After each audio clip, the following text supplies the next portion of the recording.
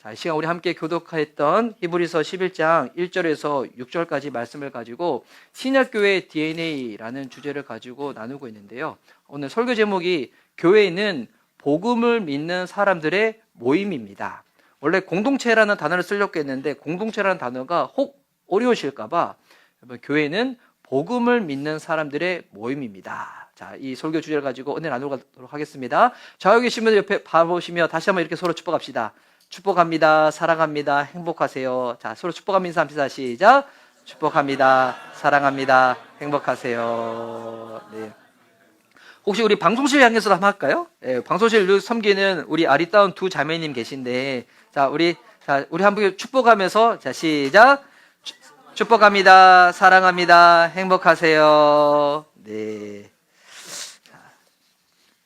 여러분, 이 인사가 얼마나 놀라운 인사인지, 이 인사 관련해서 설교만 해도 제가 1시간 이상 할 수 있을 것 같은데, 그러면 안 되겠죠? 자, 우리, 기독교를 믿음의 종교라고 하죠. 그래서 기독교는 참 믿음을 많이 강조를 합니다. 근데 믿음을 강조하는 것은 좋은 건데, 근데 믿음이 왜 중요한지에 대해서는 잘 안 알려주는 것 같아요. 제가 보기에는. 그러니까 믿음이 중요하다는 건 다 아는데, 믿음이 왜 중요한지는 잘 안 알려줘. 믿음이란 이 단어는 행위를 말하잖아요. 액션이잖아요. 행위.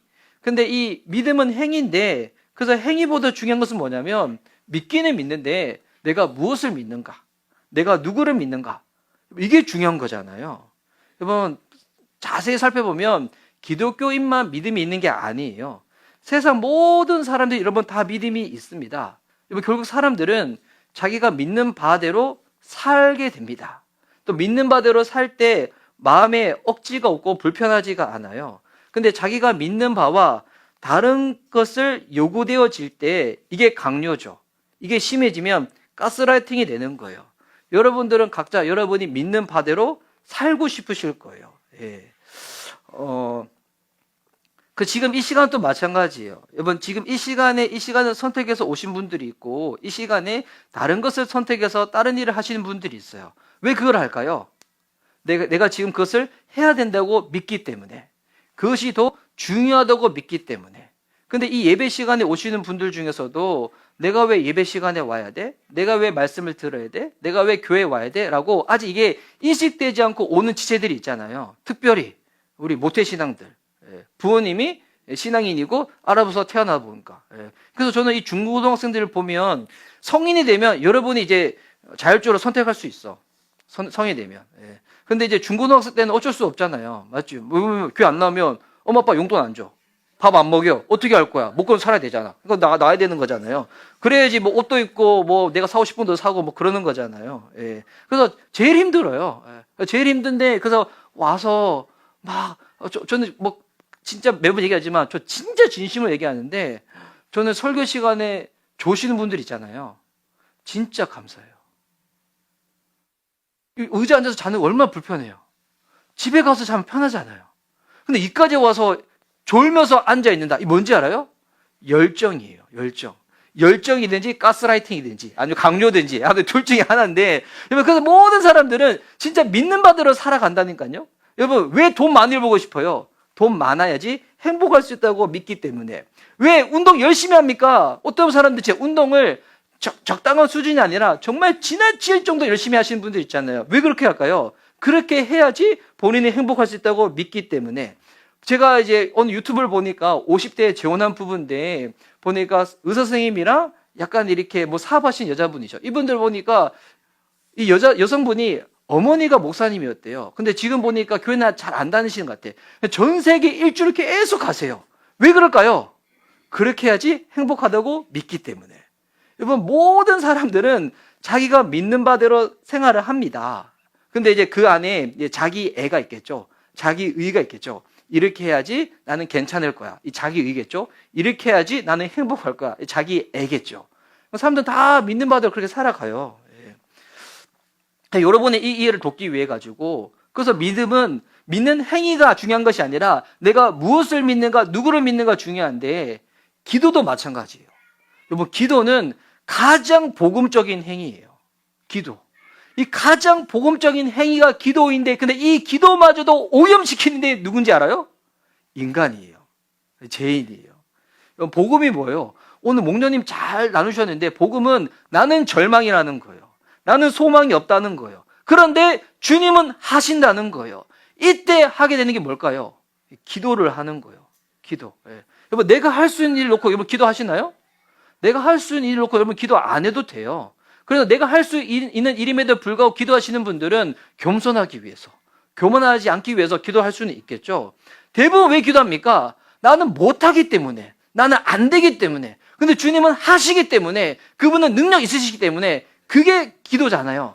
그래서 여러분, 이 기도는 가장 복음적인 행위예요. 나는 절망인데 주님은 그것을 하신다. 근데 어떤 사람은 이 기도마저도 행위로만 하는 경우가 있어요. 행위로. 기도 많이 하는 것은 얼마나 좋은 일입니까? 저도 예전에 부사역 시절 때 제 주변에 기도 많이 하시는 분들 중에서 소위 이 표현이 그렇지만 연계를 날아다니시는 분들이 있었어요. 예, 막 기도할 때 막 환상 보고 막 신비한 체험하고 막 하는 거예요. 뭐 그건 나쁜 일이 아니에요. 주님 베푸시는 은혜죠.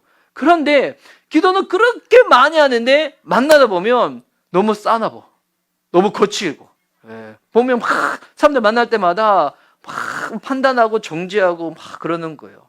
뭐 기도를 그렇게 많이 하는데 뭐가 없냐면 사람에 대한 이해가 없는 거예요. 그러니까 기도를 어떻게 하는 거예요? 행위로만 한 거예요. 행위로. 뭐 진짜 기도를 하잖아요. 사람은 흐뭇해지고요.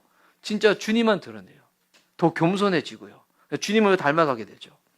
제가 이제 이번 주에도 청주 사랑의 교회라고 그 교회에서 하는 가정교회로 개척하신 목사님들, 사모님들 위로하고 이렇게 격려하는 그런 모임에 제가 유일한 목회자 스텝이에요.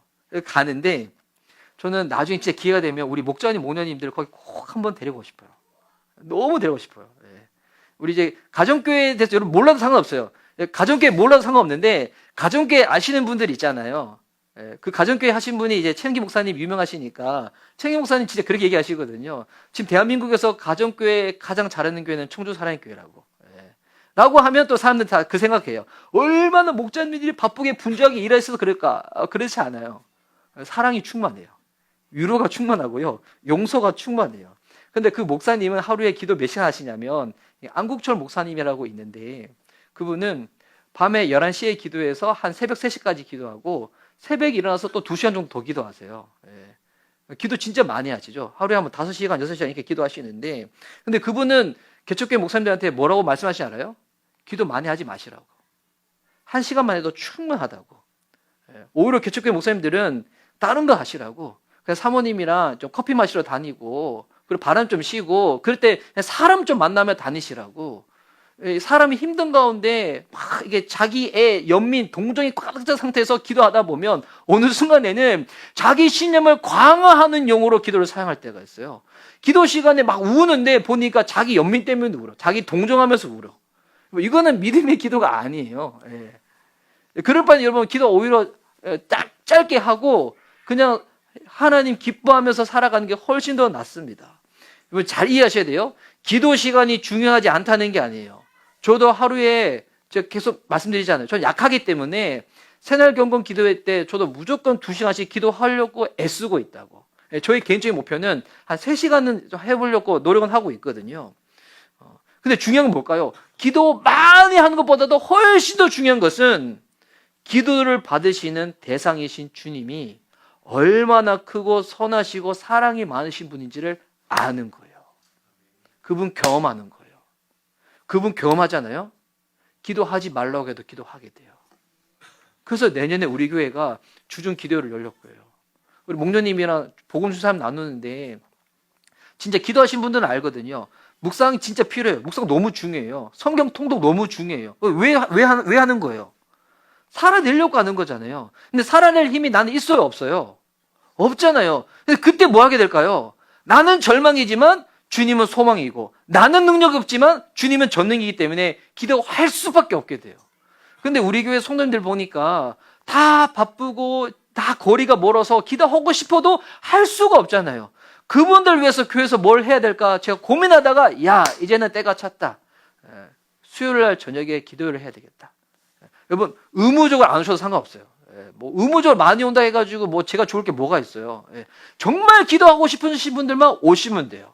근데 기도하고 싶은데 거리가 멀어서 못 온다. 그럼 제가 온라인 링크 주소를 올려드릴 거예요. 예. 근데 이거 처음에는 저는 전체 공개는 안 하려고요. 우리 그냥 성도님들만 공개하려고요. 그래서 정말 성령의 위로 가운데 위로받고 힘받을 수 있도록 기도하려고요. 예. 제가 지금 무슨 얘기 지금 하는지 알아요? 믿음도 마찬가지예요. 행위가 중요하지만 그 전에 훨씬 더 중요한 것이 뭐냐면 믿음의 대상. 믿음을 내가 무엇을 믿는가? 이게 중요한 거예요. 히브리서 11장 1절. 너무 잘 아는 성경 구절이죠. 믿음은 바라는 것들의 확신이요 보이지 않는 것들의 증거입니다. 믿음이 무엇인가? 바라보는 거예요. 이제 보이지는 않아. 보이지는 않는데 그것이 확실히 있다고 믿고 바라보는 게 믿음이라는 거예요. 그러니까 이게 믿음의 행위예요. 그러니까 똑같은 거예요. 이게 뭐 가장 쉬운 예로 우리 청소년들한테 좋은 대학 가면 나는 행복할 거야. 근데 지금 좋은 대학 갔어요? 안 갔어요? 아직 안 갔잖아요. 내가 좋은 대학 갈 거라는 것을 바라보면서 내가 스스로 확신하는 거야. 좋은 대학 가면 행복할 거야. 좋은 대학 가면 행복할 거야. 그러니까 이게 좋게 얘기하면 정신통일이고 나쁘게 얘기하면 가스라이팅이고 막 이게 믿음의 행위는 다 똑같대요. 예. 제가 얘기할까? 제가 겨울 되니까 왜 하나님이 우리들한테 머리털을 허락하시는지 알 것 같아요. 너무 싫어. 예, 너무 싫어. 그래가지고 제가 그러니까 머리털이 많으면 행복할 거야. 예, 머리털이 많으면 행복할 거야. 근데 제가 지금 머리털이 많을 수 있는 방법이 없는 거예요. 머리털을 많이 하려면 제가 돈을 벌어가지고 모발 이식을 하는 방법이 있겠죠. 그래서 제가 머리털이 많으면 행복할 거야. 그래서 제가 바라보는 거예요. 머리털이 많은 제 모습을 바라보는 거예요. 20대 때 머리털 많았던 그 모습, 막 염색하고 막 뽑고 막 찢어졌던 그것을 바라보면서 난 나중에 돈 많으면 머리털 모발 이식해야지. 그렇게 나는 행복한 인생이 될 거야. 막 바라보는 이게 믿음. 예. 그래서 여러분 기독교인들만 믿음이 있는 게 아니에요. 세상 사람도 믿음이 있어요. 정말 와 유튜브 보니까 막 잠을 하루에 2-3시간 자고 열심히 일해가지고 막 새벽에 수산시장 갔다가 가라시장 갔다가 일했다가 와. 근데 그분들 어떤 믿음이 있는 거예요? 이렇게 열심히 일해서 돈을 많이 벌면 나는 행복할 거야. 진짜 믿으니까 잠을 줄여버려. 모험을 막 해하면서도. 진짜 믿는 거예요. 그래서 여러분 이게 어떻게 보면 기독교인들보다도 다른 사람들이 더 잘 믿음이 더 강할 수도 있어요. 그러면 우리 기독교인들은 그게 믿음이라면 우리가 도대체 무엇을 믿어야 되는가? 요게 필요한 거잖아요. 요게 어디 나올까요? 히브리서 1장부터 10장까지 나오는 거예요. 히브리서 1장부터 10장까지 어떤 내용이 나오는가? 여러분이 나중에 시간을 갖고 천천히 읽어보시면 제일 좋지만 제가 짧게 한번 요약해 드릴게요. 저희가 오늘 본 이 성경은 히브리서잖아요. 왜 히브리서일까요? 히브리인들한테 보낸 편지라는 거예요. 히브리인이 누구예요? 히브리인, 이스라엘 사람. 이스라엘 사람을 히브리인을 해요. 다른 말로 해서 유대인이라 보내죠. 그러니까 유대인들한테 보낸 편지라는 거예요. 근데 어떤 유대인이에요? 유대교에 있다가 예수님을 믿어서 기독교로 개종한 그리스도인들. 그러니까 그들의 인종은 유대인이야. 근데 지금 예수님 믿고 있어. 그 사람들한테 보낸 편지라는 거예요. 근데 왜 이 편지를 보냈는가? 이때가 그러니까 신학자들마다 의견이 좀 달라요. 그 중에 저는 하나를 택하는 건데 이때가 언제냐면 AD 65년경에 로마의 네로 황제가 있어요. 네로 황제. 네로 황제는 여러분 많이 들어보셨죠? 미치광이 왕이 있어요. 본인이 막 미쳐가지고 로마에 불사지로 난 다음에 이거 기독교인이 했다고 해가지고 수많은 사람들 이게 학살하고 그리고 글래디에이터 알잖아요. 그 검투사 그 사자밥 집어넣었던 사람들. 사자밥인 사람 누구였어요? 다 그리스도인들이었어요. 이렇게 심한 박해 가운데 있었을 때 회유하는 거예요. 유대인들한테, 기독교인들한테. 너희들 굳이 그렇게 힘들게 예수님 믿어야 되냐? 그렇게 고생하면서 꼭 예수가 주라고 하나님 아들이라고 부활했다고 믿어야 되냐? 그럴 필요 없잖아. 다시 유대교로 돌아가. 이런 회유가 엄청 많았던 거예요. 그러니까 그런 지체들을 바라보면서 이 히브리서 저자가 편지를 보낸 거예요. 여러분, 믿음 후퇴하면 안 돼요. 믿음의 본이 되시고 창세 되시는 예수님을 깊이 생각하시고 그분 따라가셔야 돼요. 그분 따라가셔야 돼요. 라는 설교 논조로 보낸 편지가 히브리서예요. 그럼 어디까지 따라가야 되는가? 히브리서 13장에 보면 영문 밖 도성까지 따라가져 나와요. 이 용문박 도성이 어딘지 알아요? 예수님 십자가 지셨던 골고다 언덕. 그러니까 이제 당시는 죄인들을 예루살렘 성 안에서 죽으면 부정하다 생각해가지고 사람들을 사형할 때, 십자가에 못 박을 때 어디서 박냐면 예루살렘 밖에서 사람을 죽여요. 그래서 영문박 도성 어디예요? 예수님이 죽으신 곳이에요. 그곳까지 우리는 따라가야 된다는 거예요. 그래서 저는 예전에는 히브리서를 읽을 때, 야, 이 히브리서 성경을 읽으면 안 되겠다. 잘못 읽으면 순교를 강조하는 편지네. 했는데, 근데 여러분 순교가 뭔지 알아요? 이거 이제 오늘 주연자매가 이제 예비 신랑 이제 그 교회에 가서 이제 인사드리고 이제 주례 부탁하려고 이제 가서 했는데 몇 주 전에 왔었을 때 강훈 형제님이랑 저랑 이 주제를 가지고 대화를 나눴어요. 이 순교가 뭐냐면 선교제에 가서 목숨을 잃고 죽는 것만 순교가 아니에요. 뭐가 순교냐면 여러분 자존심을 꺾는 게 순교예요. 자기 부인이 순교예요. 내가 정말 하기 싫은 거 있잖아요. 내가 예수님 믿는데 정말 하기 싫은 거 있잖아요. 그거 하잖아요. 그게 순교예요. 나는 밥 먹고 설거지를 정말 하기 싫어. 그런데 아내가 부탁해. 하잖아요. 그 순교예요. 우리 이제 장모님이랑 처제는 예배 때 와서 아직 어색해가지고 막 설거지를 계속 하세요. 너무 감사하죠. 그런데 저는 교제했으면 좋겠다는 마음이 있거든요. 우리 성도님들과. 나는 그래서 난 기질이 그래가지고 설거지 하는데, 그런데 용기를 내서 내가 이 자리에 가서 같이 교제를 나눈다. 그 순교예요. 네. 여러분, 그래서 순교가 그냥 선교지 가서 목숨 걸고 복음 전하다 죽는 것만 순교가 아니에요. 그래서 자기 부인이 순교예요. 그리스도를 위하여. 나는 원래 그거 못한 사람인데, 하기 싫은 사람인데, 그리스도를 위하여 내가 자존심도 꺾고 억울해지기도 하고, 내가 하지 않은데도 불구하고 아는데도 불구하고 내가 그냥 모른다고 모른 척 있고, 여러분 이게 순교예요, 순교.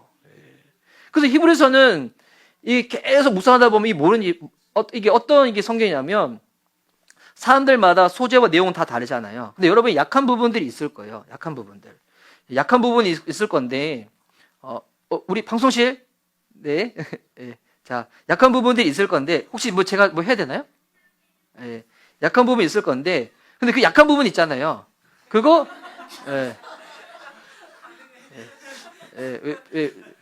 저 카메라, 그 약한 부분들, 톡 건들면 평정심을 잃는 거 있잖아요. 다 있을 거예요. 톡 건들면, 확, 버럭 화가 내고, 아니면 확 열등감이 드는 거. 그래서 대부분 사람들 보면 그것 때문에 예배를 잘 못 드리든지, 아니면 그것 때문에 예배를 소홀하게 여기든지, 아니면 그것 때문에 심지어 더 나아가서 교회를 안 다니든지, 아니면 그것 때문에 예수님도 저버리는 그런 약한 부분들이 있잖아요. 저도 그런 게 있을 거예요. 여러분도 다 있을 거예요. 사람들마다 다 다르지만 평소에는 사람이 되게 근사해. 근데 그거 다 건들면 평정심 잃어버리고 막 흥분해버리고 막 이상하게 지나칠 만큼 막 행동해버리는 것들. 그런 사람들한테 보내는 편지예요. 여러분 지금 흔들리고 있을 거라고. 그것 때문에. 근데 여러분 위하여 주님께서 베푸신 그 사랑과 은혜를 여러분이 깨닫게 되면 순교하실 거라고. 그거 이겨낼 수 있을 거라고. 그렇게 보낸 편지가 히브리서입니다. 그래서 이 히브리서에는 당신은 유대인들이니까 1장부터 10장까지 구약에는 여러 가지 이야기들, 인물, 이미지들을 예수님과 비교하면서 예수님이 얼마나 탁월하고 놀라우신 분이신지를 계속 비교하면서 강조를 하고 있어요. 그러니까 이런 거예요. 이렇게 1장부터 10장을 여러분이 이해하기 쉽게끔 제가 설명해 드리는 거예요. 여러분이 예수님만큼 좋아하는 것도 있잖아요. 아니면 예수님보다도 더 좋아하는 것이 있을 수도 있겠죠. 연예인일 수도 있고, 유튜브일 수도 있고, 뭐 돈 버는 것 수도 있고, 취미 생활일 수도 있고. 여러분, 근데 그게 나쁘다는 거 아니에요. 그게 죄지는 거 아니라면. 나쁘다는 게 아닌데, 그런데 그것을 왜 좋아해요? 그 연예인들 보면 막 이렇게 만족감이 있지. 성취감이 있지. 우리 하현상 볼 때마다 안도감이 들지 않아? 그래서 막 그런 게 있잖아요. 근데 그 나쁘다는 게 아니야. 그런데 그것보다도 비교가 안 되는 만족감, 성취감, 안도감을 주시는 분이 있다는 거예요. 그분이 예수 그리스도라는 거예요. 그 계속 비교하는 거예요. 여러분 삶 가운데 있잖아요. 여러분 삶 가운데 뭐 조로 따지면 수영하는 것, 뭐 영화 보는 것, 뭐 조깅하는 것, 혼자 사색하는 것, 제가 좋아하는 거거든요. 그걸 하면서 저는 안도감을 누려요. 성취감도 누리고 마음도 막 편안해져요. 그런데 그거랑 비교가 안 될 만큼 만족감, 성취감, 제 마음을 너무나 설레가고 기쁘게 하는 분이 예수님이라는 거예요. 예수님 그래서 이건 만나야지 말아. 맛보야지 말아. 뭐 설명해서 알 수 있는 게 아니에요. 그런데 이 사람들은 히브리서 편지를 받는 사람들은 그래도 예수님 믿는 사람들이거든요. 그래서 예수님 말하는 거예요. 당신들 그때 예수님 만났을 때 그때 기쁨이 있지 않았어요? 그때 설렘이 있지 않았어요? 여러분 그거를 기억해야죠. 기억해야죠. 심지어 사람은 죄인인지라 마음이 뻥 뚫려 있어가지고 죄의 문제를 해결하기 전에는 아무리 세상 어떤 것을 맛보고 만나고 경험해도 채워지지 않는데 그 죄의 문제를 단번에, 그러니까 다른 종교나 아니면 다른 막 단체들 인본주의 이렇게 얘기하잖아요. 다른 데는 네가 노력해야 돼.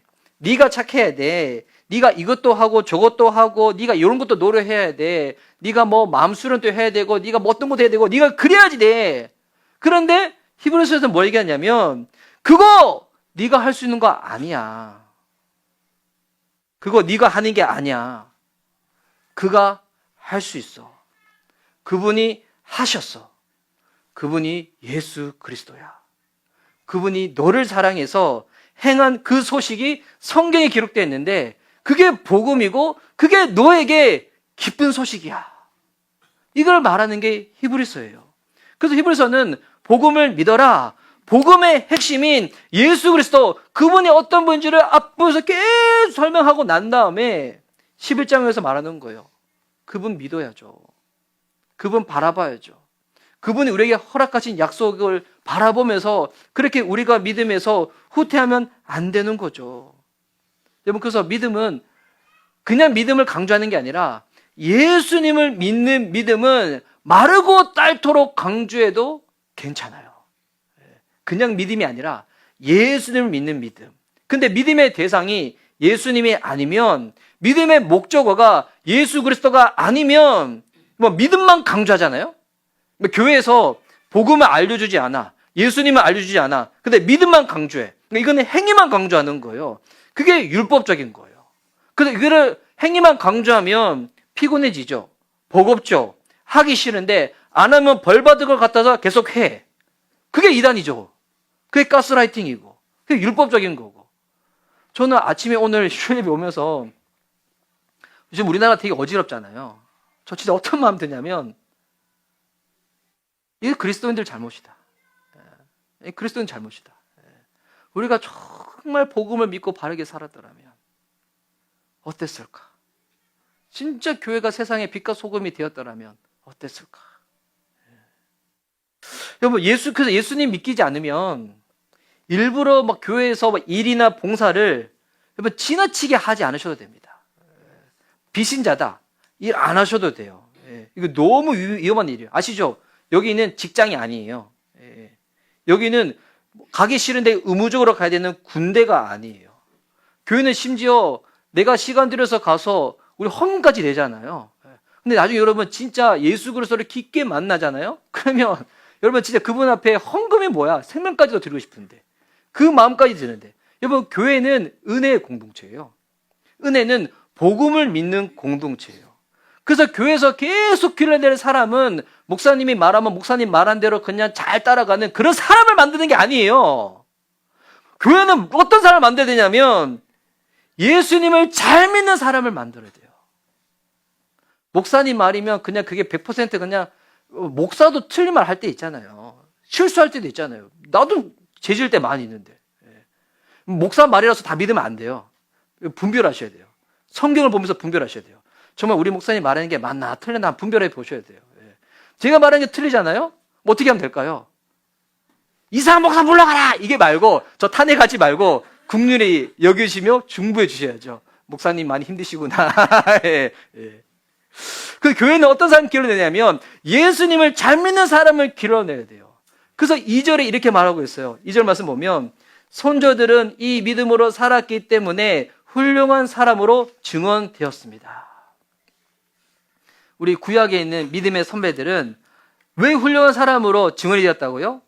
믿음으로 살았기 때문에. 믿음으로 살았기 때문에. 저는 소망하는 바가 우리 미션 리바이벌교회 우리 성도님들, 그리고 아직 미션 리바이벌교회 성도님은 아니지만 우리 예배를 참석하시는 분들이 정말 예수님을 잘 믿는 사람들이 되었으면 좋겠습니다.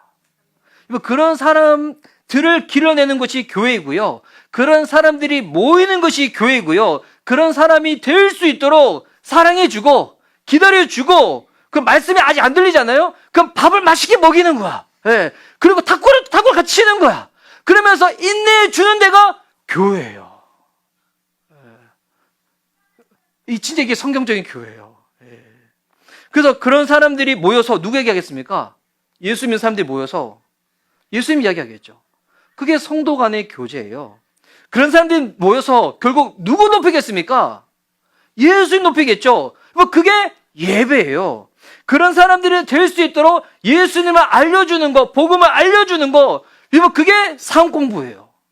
가정교회가 매뉴얼이 아니에요. 이게 성경에 있는 거예요. 성경에 있는 거. 예. 이거 이제 가정교회 공부하신 분들 알거든요. 이걸 세축이라고 해요. 예, 주일 연합 예배, 삶 공부, 목장. 근데 이거를 몇 시간 동안 배울 필요가 없어. 예수님을 우리가 알고 예수님 높이는 거 예배. 예수님 누군지 배워가는 거 상공부. 예수님 믿었는데 너무 좋으니까 딴 사람들도 예수님 알 수 있도록 밥 먹이는데 우리 가정교회, 목장 모임. 네. 이렇게 되는 거거든요. 그래서 이 히브리서는 편지긴 한데 설교적 형식의 편지예요. 그래서 히브리 저자가 누군지는 확실히 알지는 못합니다. 이거는 신학자들의 영역입니다. 근데 그분들끼리 계속 이렇게 논쟁하고 다투시면 됩니다. 근데 설교를 할 때 없어도 되는데 청중들의 이해를 돕기 위해서 하는 게 예화잖아요. 그래서 신앙 있으신 분들 예화가 필요 없어요. 근데 본문만 쫙 설명해도 돼요. 근데 우리가 아직은 신앙이 그 정도 되지 않으니까 예화를 막 드는 거예요. 근데 이 11장은 어디에 속하냐면 11장 3절부터는 예화에 들어가는 내용이에요. 나중에 한번 읽어보세요. 10장까지 읽고 12장 바로 넘어가도 여러분 이해하시는데 전혀 무방하지 않아요. 그런데 히브리서 이 저자가 이 편지를 보내면서 이 성도를 생각하는 거예요. 지금 어려움 가운데 있어. 지금 흔들리고 있어. 유혹 가운데 있어. 신앙이 있었다가 막 흔들리고 있어요. 이들 가운데 어떻게 하면 이 믿음을 저버리지 않도록 도와줄 수 있을까? 구체적인 이야기들을 해줘야지.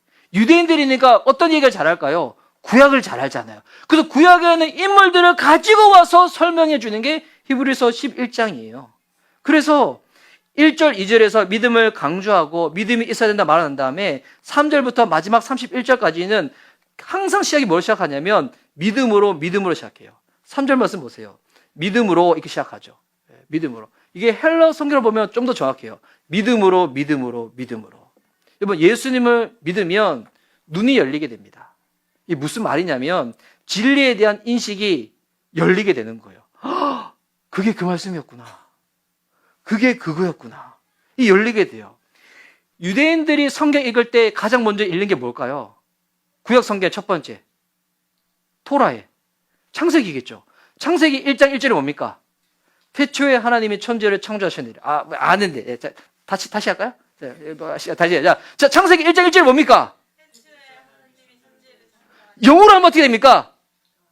그래요. 자, 우리 다음 주에 영어로 물어볼게. 예. 근데 목사님도 잘 몰라. 괜찮아. 예. 그래서 유대인들은 딱 하면 토라 하면 하나님이 세상을 창조했지. 근데 하나님이 세상을 창조하고도 여러분 어떻게 믿어지는지 알아요? 3절 말씀 보세요. 믿음으로 우리는 세상이 하나님 말씀으로 지어졌다는 것을 깨닫습니다. 보이는 것은 나타나 있는 것에서 된 것이 아닙니다. 자, 하나님께서 모든 세계를 말씀으로 창조하셨다는 거예요. 여러분, 이게 주입한다고 해서 돼요? 가스라이팅 한다고 해서 돼요? 않죠. 근데 여러분, 이게 언제 인식되어지는지 알아요? 믿음으로 인식되어집니다. 믿음으로. 저는 20대 때 하나님 참 좋은 기회를 주셔가지고 미국에 가서 창조론을 배운 적이 있었어요. 왜냐하면 창조과학을 하셨던 분이 있었거든요. 그 교회 우리 서울대 나오신 생물학 박사님과 우리 물리학 박사님도 있었어요. 물리학 박사님은 심지어 학력고사 치를 때 수석하셨던 분이셨어. 얼마나 똑똑하시겠어요. 근데 이분들이 성경 공부하다 예수님 믿게 된 거예요.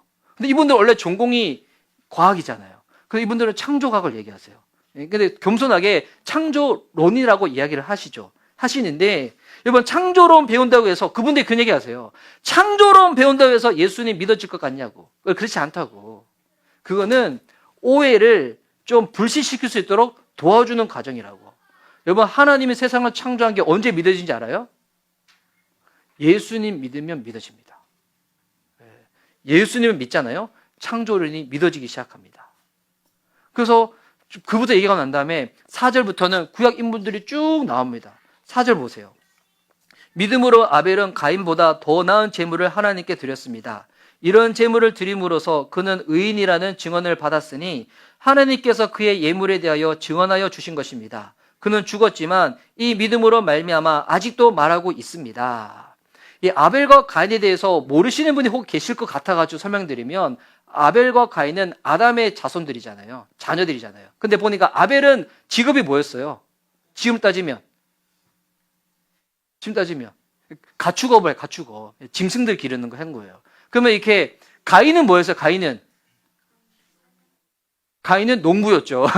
예, 우리 청소년부 화이팅. 자, 네. 그래서 우리 가인은 우리 농사를 지었고 아벨은 짐승을 기르었잖아요. 근데 이들이 제사를 드리는데 보면 하나님이 아벨의 제사는 받으셨는데 가인의 제사는 받지 않으셨다는 거예요.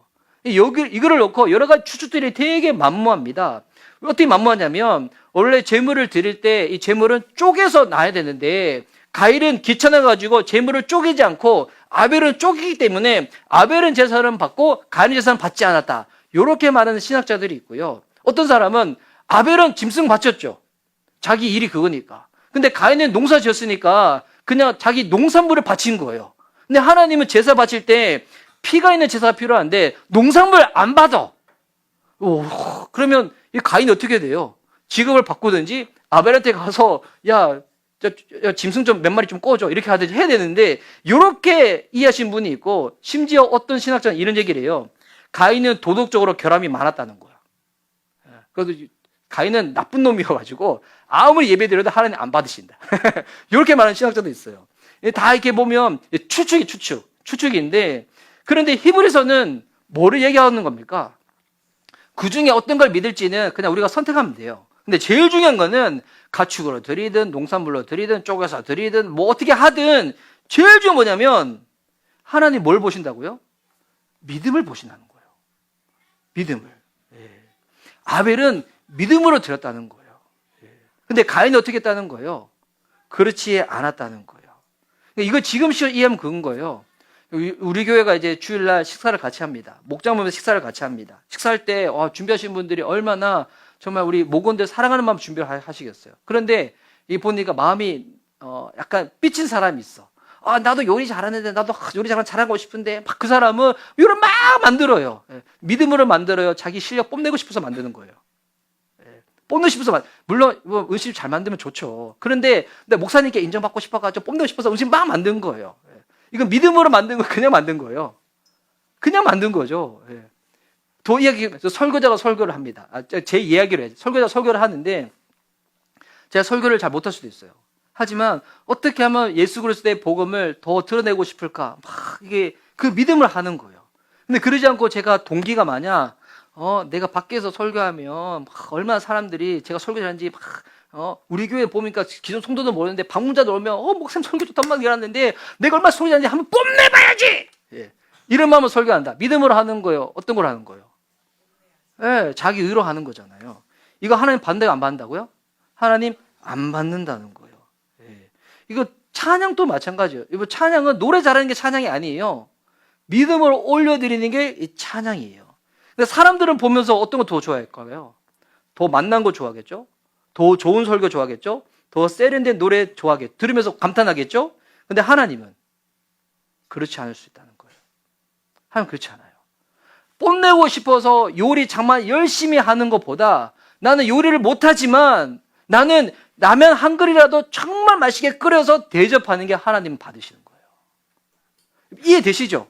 이해하게끔 제가 좀 극단적으로 설명했는데, 그래서 믿음은 대상이 분명해요. 예배 드릴 때 우리는 모두 그 대상을 향하여 예배를 드리는 거예요.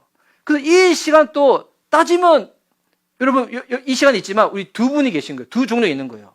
하나님 앞에 예배를 드리시는 분이 있고, 그 예배 시간에 참석하시는 분들이 있죠. 예배 시간에 참석하시는 분들은 계속 예배에 참석하고 복음을 들으면서 나중에 어떻게 될까요? 하나님이 믿음을 선물로 주시겠죠.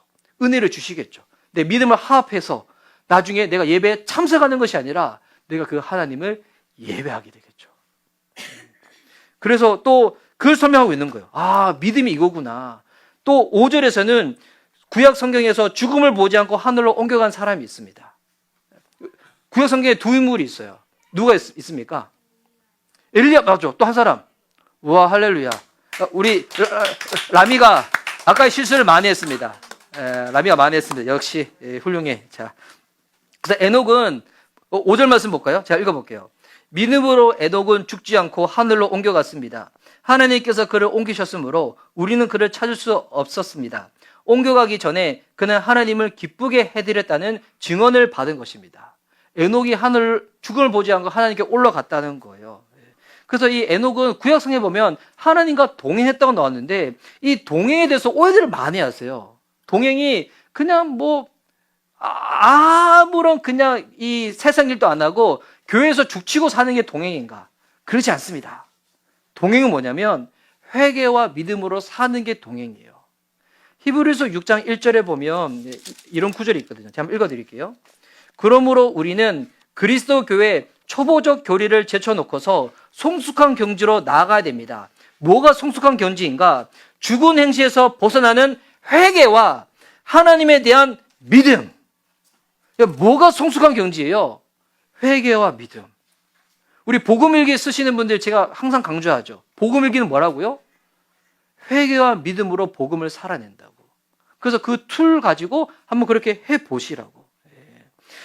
에녹이 하나님과 동행했대요. 이게 무슨 말이냐면 에녹은 하나님에 대한 신앙을 가지면서 그의 삶 가운데 죽은 행실을 회개했다는 거예요. 회개와 믿음으로 날마다 사는 것. 여러분, 이게 하나님과 동행하는 겁니다. 이런 삶을 하나님이 어떻게 보신다고요? 기뻐하신다는 거예요. 여러분이 회개하실 때, 여러분이 믿음으로 살아가실 때, 복음으로 살아가려고 그렇게 마음의 중심 들여서 애쓰실 때 하나님은 그 모습을 기뻐하신다는 거예요. 이런 삶을 살 때 하나님이 기뻐하신다. 그래서 이 히브리서 저자가 이걸 한번 딱 정리해줘요. 설교하다가 예화 들다가 흥분한 거야. 저처럼. 그 여러분 믿음이 뭔지 아십니까? 하고 난 다음에 믿음이 없으면 이거 안 돼요. 6절 말씀.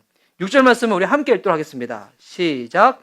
믿음이 없이는 하나님을 기쁘게 해드릴 수 없습니다.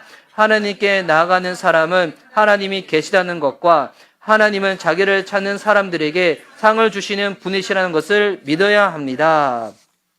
자, 믿음이 흔들리지 않기 위해서 붙잡아야 될 두 가지를 알려줘요.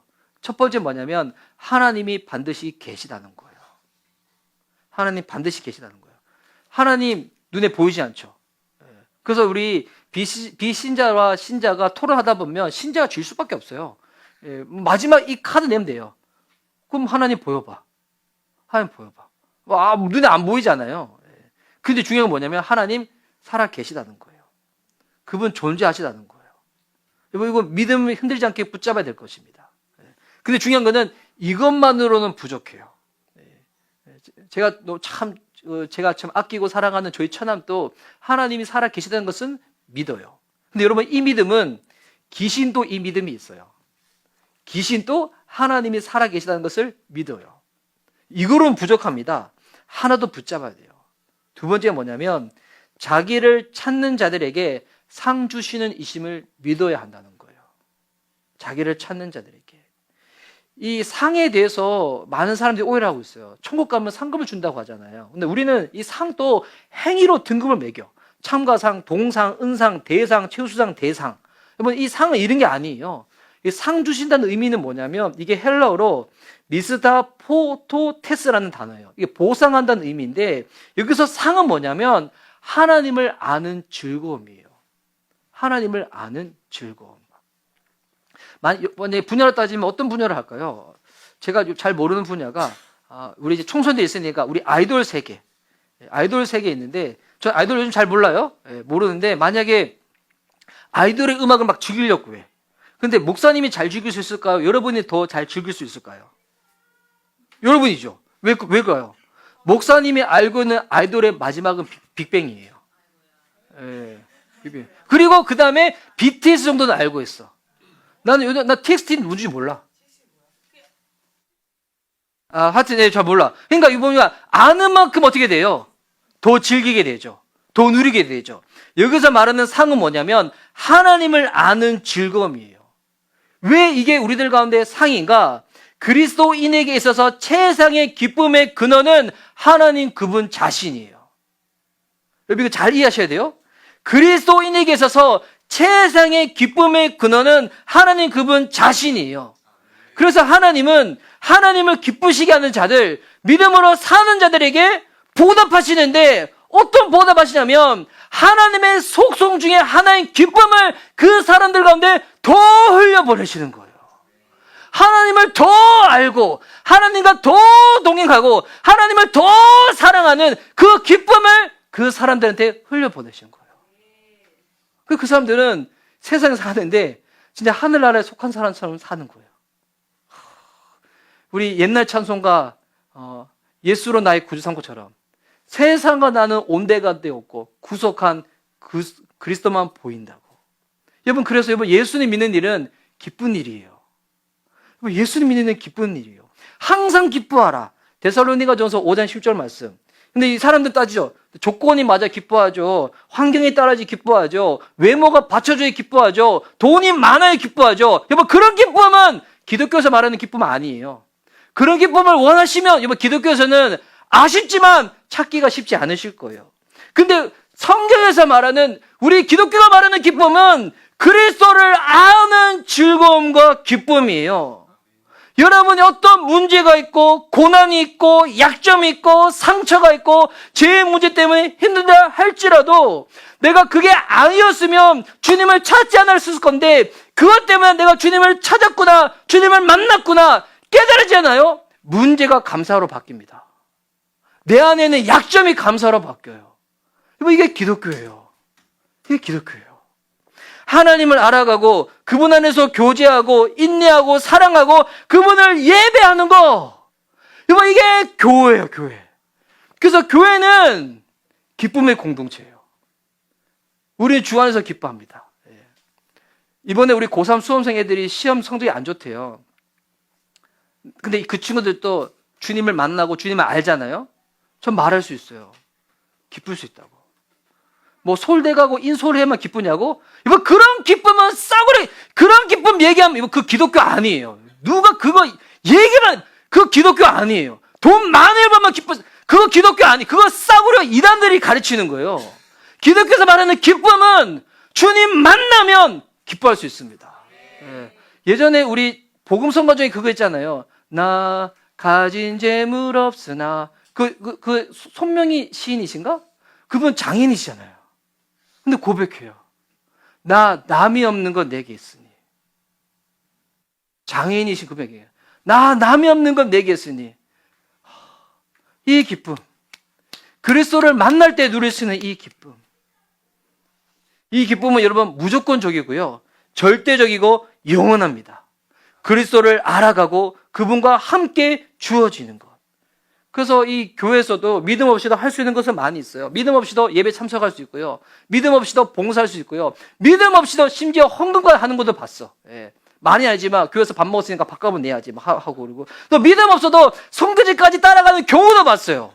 봤더니 본인이 좋아하는 이성이 선교지 단기 선교 가는 거야. 그래서 마음 얻고 싶어서 따라가는 거. 저 실제 봤거든요. 믿음 없이 다 할 수 있어요. 근데 믿음 없이 결코 할 수 없는 것. 하나님을 기쁘시게는 못 해드립니다. 우리 지난주 오후에 섬김 설명했잖아요. 내년도 봉사. 제가 두 가지 말씀드렸죠. 지금 우리는 봉사를 막 구체적으로 이때보다는 하나님 우리는 주신 거는 예배를 잘 드리라고 하신다. 그 하나님의 일을 내일처럼 여기라고 말씀하신다. 왜 이게 중요하냐면 예배를 통하여 은혜를 받고 주님을 만나게 되면 작은 것 하나를 하더라도 예수님 믿는 믿음으로 하잖아요. 하나님 기뻐하세요. 예배 드리고 나서 여기 보면대 있잖아요. 예배 드려서 내가 너무 기쁜 거야. 너무 감사한 거야. 보면대 하나를 옮겨놔요. 원자리로. 하나님 그거 기뻐하시는 거예요.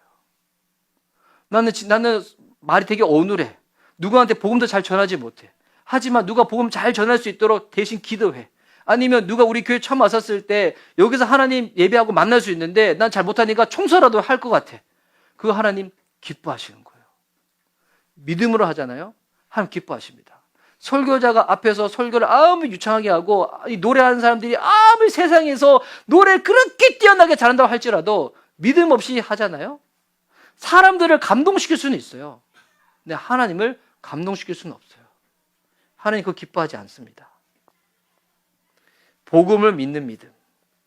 복음이 무엇인가? 너 괜찮다는 거예요. 너 그래도 괜찮다는 거예요. 이거 예수님 믿는 거예요. 너 괜찮아.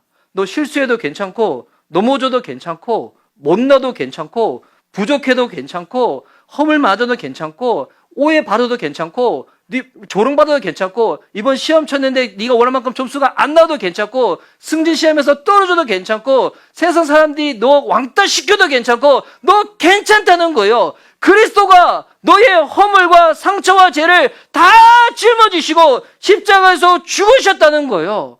그분 안에 있으면 누구든지 상처받지 않는 자처럼 살 수가 있는 거예요.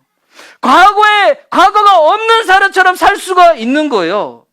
나를 새롭게 하고 날마다 새로워질 수 있도록 주님이 우리를 그렇게 만들어 가시는 거예요. 이번 이게 예수님 믿는 거예요. 이게 예수님 믿는 거예요. 이게 복음을 믿는 거예요. 괜찮아, 다 괜찮아. 세상에서 뭐라고 얘기하더라도, 심지어 어떤 교회에서 어떤 목사님이 상처를 받아가지고 그렇다 할지라도 예수님은 너를 정죄하지 않아. 예수님도 우리를 정죄하지 않는데 우리는 누구를 정죄하고 있어. 또 심지어 보니까 또 누가 누구를 정죄한다, 또 그 사람 또 누구를 또 정죄를 해. 여러분, 복음은 괜찮은 거예요. 복음은 괜찮아요. 오늘 우리 주일 예배 때 오지 못한 지체들이 있어요. 예.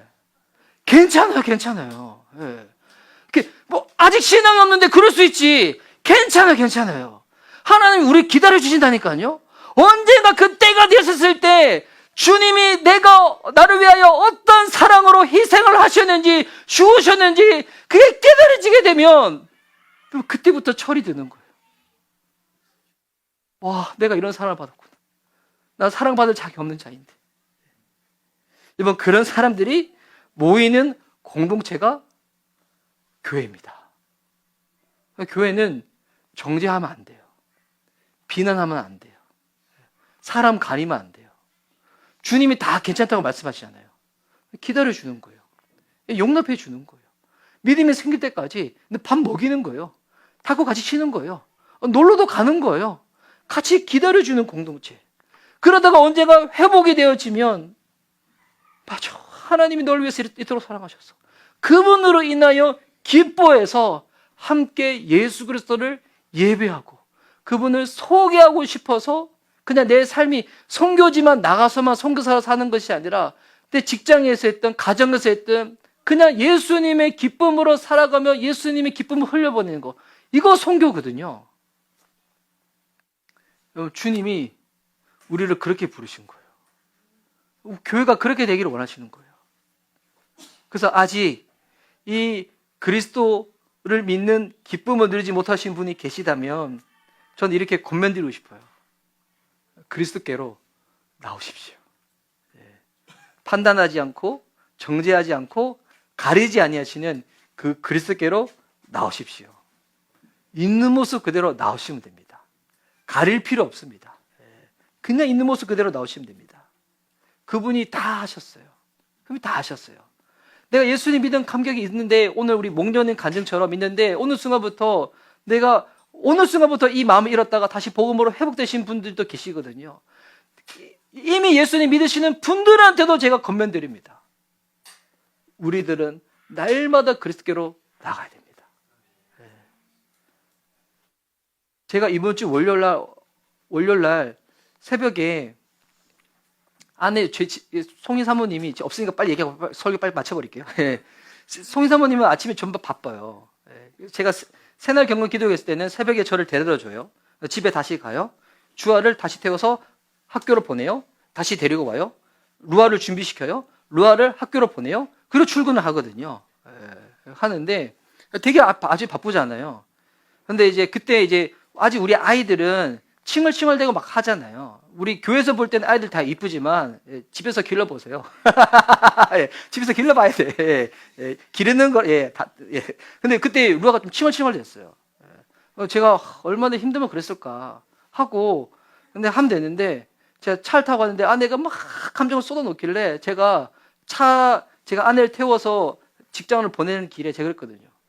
아까 언성을 높이면서. 이렇게 막 감정을 표하면 남아 있는 사람 어떻게 하라고? 나 어떻게 하라고? 내가 감정의 쓰레기통이냐고. 막 내가 막 쏟아부었어요. 그런 다음에 이제 아내는 이제 직장 가고 전 집에 돌아왔어. 제 마음 편했을까요? 안 편했을까요? 안 편하죠. 그런 가운데서 있는데 아내가 먼저 저한테 메시지를 보냈어요. 아까 화내서 미안하다고. 저도 했죠. 내가 매번 아니지만 월요일 날 우리 첫째 학교 가는 거는 내가 라이딩 할 수 있도록 한번 노력해 볼게 라고 얘기했어요. 우리 이런 존재예요. 이제 이 얘기 왜 할까요? 목사도 똑같다는 거예요. 목사가 똑같고 사모도 똑같다는 거예요. 날마다 우리는 그리스도의 은혜가 필요한 존재라는 거예요. 날마다 그 은혜와 용서받은 그 힘이 없으면 우리 누군가를 우리 품지 못합니다. 기다려줄 수가 없습니다. 여러분 그리스도께로 나오십시오. 우리 미션 리바이벌 교회는 복음을 믿는 사람들의 모임입니다. 공동체입니다. 복음이 뭐라고요? 쉽게 설명드렸죠. 괜찮아. 다 괜찮아. 용납과 인내와 덮어줌과 사랑의 공동체. 그런 공동체. 주님 기뻐하신 그 공동체를 함께 누리고 만들어가는 저와 여러분 될 수 있기를 예수님의 이름으로 축복합니다. 아멘.